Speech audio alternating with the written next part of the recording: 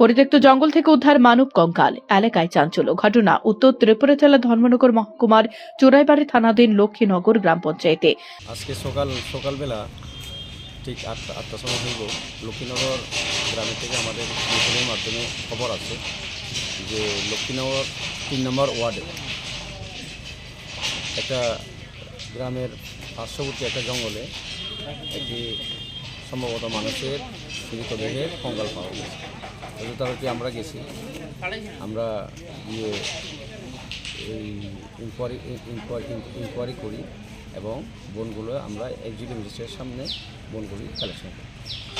প্রাথমিক ধারণা কী হয় আপনাদের, কী মনে হয় এটা মানুষের কঙ্কাল হবে? ইনভেস্টিগেশন চলছে, পরবর্তী সময় জানা যাবে। কতদিনে পূর্ণ হতে পারে? সম্ভবত 2-3 বছর। প্রাপ্তবয়স্ক নাকি শিশু কঙ্কাল?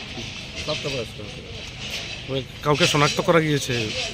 না না, মানে লোকাল যারা গ্রামবাসী আছেন তারাও কি কোনো তথ্য দিয়েছেন কি কোন লোকটা হতে পারে? তাদের মাধ্যমে একটা জানতে পেরেছি 2-2.5 বছর পূর্বে একজন লোক মিসিং আছে। তো আমরা সেটা ইনভেস্টিগেশন করছি, পরবর্তী সময় যদি সম্ভব হয়। এখন আপনারা কোথায় নিয়ে এসছেন? এখন আমরা ধর্মনগর হসপিটালে নিয়ে যাবো।